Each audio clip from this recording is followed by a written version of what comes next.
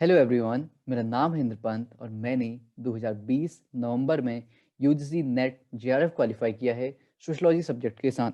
तो इस वीडियो में मैं अपनी स्ट्रेटजी बताऊंगा, खासकर पेपर टू की, कि किस प्रकार से मैंने एग्जाम क्वालिफाई किया और कौन कौन से ऐसे ऑनलाइन रिसोर्सेज थे, कौन सी ऐसी बुक्स थी जिनको मैंने यूज किया और जो मेरी स्टडी में हेल्पफुल रहे। तो आगे बढ़ते हैं।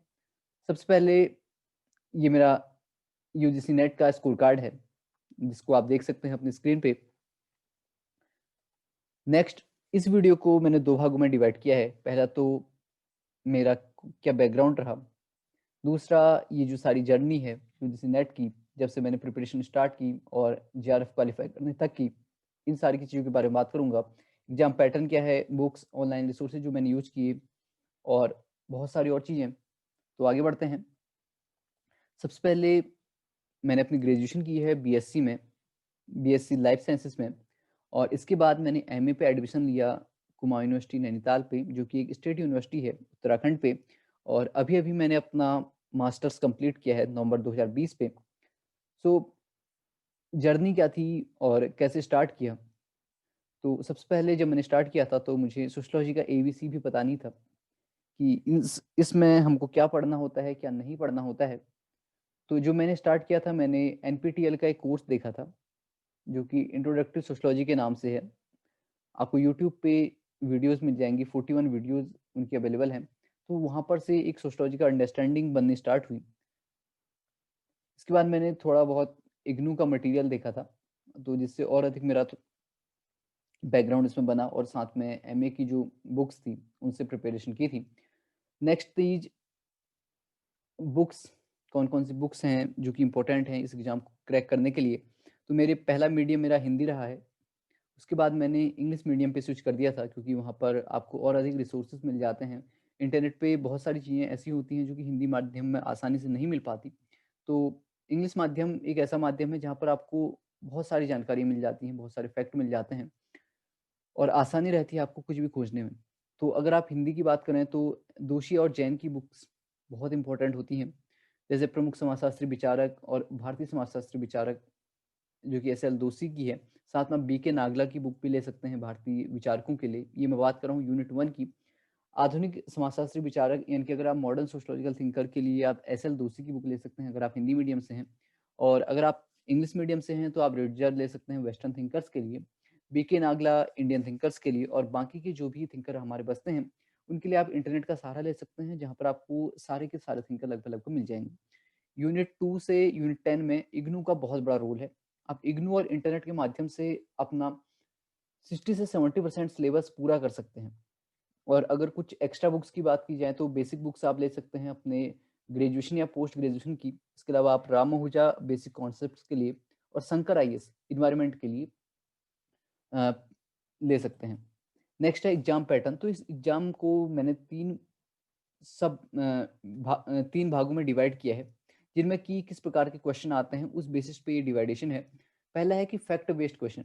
फैक्ट बेस्ड क्वेश्चन क्या होता है, जिसमें कि आपको फैक्ट आपको याद करने हैं और वही फैक्ट उस पर आ जाएंगे। तो ये फैक्ट किस प्रकार से होता है, जैसे कि कुछ कमिटीज हो सकती हैं, government schemes, women and childs के लिए कौन कौन सी पॉलिसीज थी, कॉन्स्टिट्यूशन के हमारे article related to tribes, related to SC ST, related to womens. साथ में साथ इसमें आपको जैसे बुक्स एंड ऑथर्स, जो कि हमारे 26 थिंकर्स हैं, उसके अलावा और बहुत सारे थिंकर्स हैं, उनकी बुक्स और बुक्स के बारे में आपको याद होना चाहिए। इसके लिए आप क्या कर सकते हैं, फैक्ट बेस्ड क्वेश्चंस के लिए आप एक अलग नोटबुक बना सकते हैं, जहां पर आप सारे के सारे फैक्ट लिखेंगे और रोज के रोज उनको दोहरा सकते हैं। क्योंकि आप फैक्ट को ओवरनाइट याद नहीं कर सकते, आपको एक प्रोसेस से होकर गुजरना पड़ेगा, तभी आपको ये फैक्ट याद रहेंगे लंबे समय के लिए। नेक्स्ट जो हमारे क्वेश्चन होते हैं कॉन्सेप्ट या थ्योरी बेस्ड क्वेश्चन होते हैं, जिनमें आपको किसी भी थ्योरी का, जो भी आपने थ्योरीज पढ़ी हैं उनको आपको उसी समय अपने कॉमन सेंस और एनालिटिकल थिंकिंग के हिसाब से उन क्वेश्चंस को सॉल्व करना होता है। और तीसरे तरह के question reading comprehension based question होते हैं। तो इन सारे क्वेश्चंस का हम कुछ, जो भी क्वेश्चन इस एग्जाम में आए हुए हैं, नवंबर 2020 के एग्जाम में आए हुए हैं, उसी के आधार पर देखेंगे।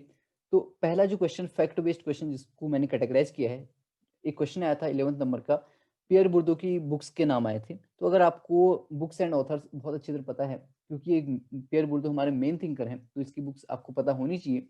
अगर आपको ये पता है तो आसानी से आप इस क्वेश्चन को आंसर कर सकते हैं, और इसमें आपको 3 या 4 सेकंड लगेंगे, और ये फैक्ट बेस्ड क्वेश्चन जो भी होते हैं वो बहुत कम टाइम कंज्यूमिंग है। नेक्स्ट एक क्वेश्चन था इन्वायरमेंटल डे और अर्थ डे के बेसिस पे। इसके अलावा एक और क्वेश्चन इरावती कर्वे की एक बुक पे आया था। तो अगर आपको ये बुक का नाम पता है और आपने कभी पढ़ा है, इस तरीके से आपने नोट्स बनाए हैं, तो आप आसानी से इन क्वेश्चंस को हल कर सकते हैं। इसके लिए आप क्या करेंगे कि जो भी आपके फैक्ट बेस्ड क्वेश्चन, जैसे कि कमिटीज हैं, आपकी स्कीम से हैं, books and authors, government schemes, various days जैसे इन्वायरमेंटल डेज, वेटलैंड डे, अर्थ डे, वाटर डे, और उनकी थीम्स, इन सारी चीज़ों को आप एक अलग नोटबुक में नोट कर सकते हैं, या फिर आप अपनी दीवार पे चिपका सकते हैं और उसे रोज के रोज रिवाइज कर सकते हैं। नेक्स्ट टाइप का जो क्वेश्चन है, वो क्वेश्चन आता है कॉन्सेप्ट या थ्योरी बेस्ड पे, जिसमें आपको जो भी थ्योरीज आपने पढ़ी हुई हैं एनटीए के सिलेबस के हिसाब से, उस पर बेस्ड करके क्वेश्चन आ सकते हैं। तो इसी टाइप का एक क्वेश्चन है, उसमें से पहला जो टाइप है, सब टाइप है, वो है कि असर्शन या रीजन, जिसमें आपको एक कथन दिया रहता है और एक कारण दिया रहता है, और उनके बीच में आपको सह संबंध को दर्शाना होता है कि क्या वो दोनों संबंधित हैं या दोनों असंबंधित हैं। तो आपको ऑप्शंस इसी प्रकार से दिए रहते हैं। इसमें आपको थोड़ा सा आपको अपना दिमाग खुला रखने की जरूरत है, और अगर आप खुले दिमाग से इसको करेंगे और थोड़ा सा कॉमन सेंस लगाएंगे तो आसानी से इन क्वेश्चंस को आप हल कर सकते हैं। लेकिन इसके लिए आपको थोड़े प्रैक्टिस की जरूरत होगी। अब इन ये प्रैक्टिस आप कहाँ से कर सकते हैं? आप प्रीवियस ईयर क्वेश्चन से इन प्रैक्टिस कर सकते हैं। नेक्स्ट जो क्वेश्चन है वो भी एक कॉन्सेप्ट या थ्योरी बेस्ड क्वेश्चन हम इसको कैटेगराइज कर सकते हैं, जिसमें सोशल मूवमेंट्स के हमको फीचर दिए गए हैं। इन फीचर्स में से हमको मोस्ट अप्रोप्रिएट आंसर यहाँ पर निकालना होता है। तो अगर आपने सोशल मूवमेंट्स की जो भी करेक्टरिस्टिक्स हैं वो अगर पढ़े हुए हैं तो आसानी से इस क्वेश्चन को हल कर सकते हैं। नेक्स्ट क्वेश्चन गॉफमैन से था। इसमें गॉफमैन के एक कॉन्सेप्ट पे क्वेश्चन था, जो कि सिविल इन अटेंशन पे क्वेश्चन था। अगर आपने गॉफमैन को ढंग से पढ़ा है तो आप इस क्वेश्चन को आसानी से कर सकते हैं, वरना आपका बहुत ज़्यादा चांसेस हैं कि आपका एक क्वेश्चन गलत हो जाएगा।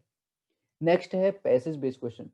पैसेज बेस्ड क्वेश्चन, ये क्वेश्चन ऐसे क्वेश्चन होते हैं जो कि सबसे ज़्यादा टाइम कंज्यूमिंग है, लेकिन सबसे बढ़िया बात इनकी है कि आप इसमें मैक्सिमम मार्क्स स्कोर कर सकते हैं। पेपर 2 पे 10 क्वेश्चन पैसेज के आते हैं और पेपर 1 पे 5 क्वेश्चन पैसेज के आते हैं। तो टोटल 15 क्वेश्चन, यानी कि आप 30 नंबर आसानी से प्राप्त कर सकते हैं। बस आपको थोड़ा सा अपना इनको करने के लिए समय देना होता है। तो मेरा सजेशन आपको ये रहेगा कि सबसे पहले आप फैक्ट बेस्ड क्वेश्चन करें, जो कि आप आसानी से 2 या 3 सेकंड में एक क्वेश्चन करके ले जाएंगे। उसके बाद आप रीडिंग कॉम्प्रिहेंशन के क्वेश्चन करेंगे। देन उसके बाद जो मोस्ट डिफिकल्ट क्वेश्चन आपको लगते हैं उनको आप करेंगे, तो आप एक बेहतर स्कोर कर पाएंगे और आपका जो टाइम मैनेजमेंट है वो भी बहुत अच्छी तरह हो पाएगा। अब जो मेरी क्या स्ट्रेटेजी रही, मैंने किस प्रकार से जो नोट्स थे वो पढ़े, वो मैं बताऊंगा। जैसे कि ये एक रिडजर का एक पेज है जिसमें कि मार्क्स के डायलेक्टिक्स के बारे में है, और मार्क्स के डायलेक्टिक्स के बारे की बाद हीगल का कुछ दिया हुआ है एक पैरे में।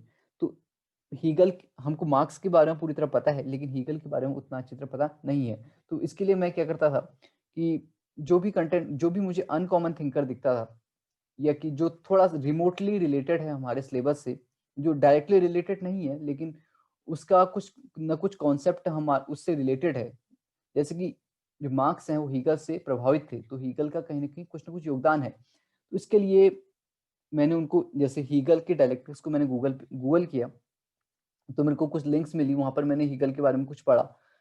साथ साथ मुझे ये पता चला कि हीगल की एक बुक है जो कि है फिनोमिनोलॉजी ऑफ स्पिरिट। थोड़ा बहुत यहाँ से पता चला, और उसके बाद मैंने उनकी बुक्स को गूगल कर लिया और उनको अपने पास नोट कर लिया, जिससे कि मैं बाद में उनको रिटेन कर सकूं और वो याद रहे मुझे। इससे क्या होगा कि अगर ऐसा क्वेश्चन है जो हीगल से रिलेटेड, या फिर ऐसा क्वेश्चन आए कि मार्क्स किससे प्रभावित थे और उसमें हीगल हो, तो मैं आसानी से उसे आंसर कर सकता हूँ। तो अब बात करते हैं रिसोर्सेज की, कौन कौन से ऑनलाइन रिसोर्सेज मैंने यूज किए थे। सबसे पहले तो योर आर्टिकल लाइब्रेरी। ये एक ऐसी वेबसाइट है जहाँ पर आपको वेरियस आर्टिकल्स मिल जाते हैं। इसमें आपको इंडियन थिंकर, वेस्टर्न थिंकर, साथ में साथ आपको ट्राइब्स के आर्टिकल्स मिल जाएंगे। बहुत सारे ऐसे आर्टिकल्स मिलेंगे जो कि आपको बुक खरीदने की भी ज़रूरत नहीं है अगर आप इस वेबसाइट पे जाते हैं।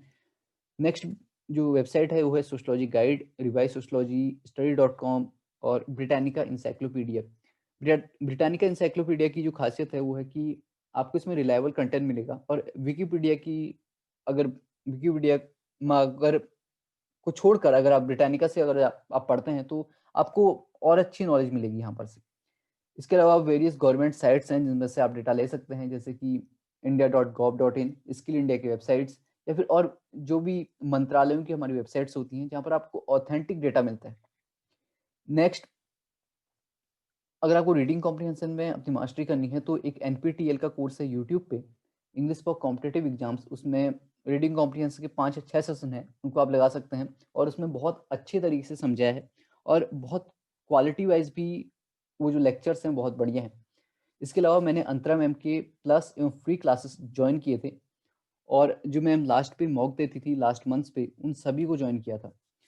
और जो भी मैम ने नोट्स दिए, जो भी सारा कंटेंट दिया, उसको बहुत अच्छी तरह फॉलो किया था। तो अगर आप भी मैम के नोट्स फॉलो करते हैं, मैम के चैनल की जो भी प्लस क्लासेस हैं चाहे फ्री क्लासेस हैं, उनको अच्छी तरह से आप यूटिलाइज करते हैं अपनी स्टडी के साथ, तो आप भी बेहतर स्कोर कर सकते हैं। और आखिर में एक बात याद रखिए कि जो ये जर्नी है जेआरएफ की, कभी-कभी हमको लगता है कि हम नहीं कर पाएँगे, या फिर जो भी डिमोटिवेशन होता है हमारे पास, तो आप अपने फ्रेंड से बात कर सकते हैं, अपनी फैमिली मेंबर से बात कर सकते हैं, आप अपने मेंटर से बात कर सकते हैं, अपने गुरुजनों से आप बात कर सकते हैं। तो आपको वो सही रास्ता दिखाएँगे, और आपको, क्योंकि ये जर्नी कभी होता है कि हम हमारा कुछ मार्क्स से रुक जाता है, या फिर बहुत दुःख होता है, जैसे कि मेरा पिछली बार जेआरएफ के लिए काफ़ी कम मार्क्स से रुक गया था, बट इस बार हो गया क्योंकि मैं कंटिन्यूअस रहा।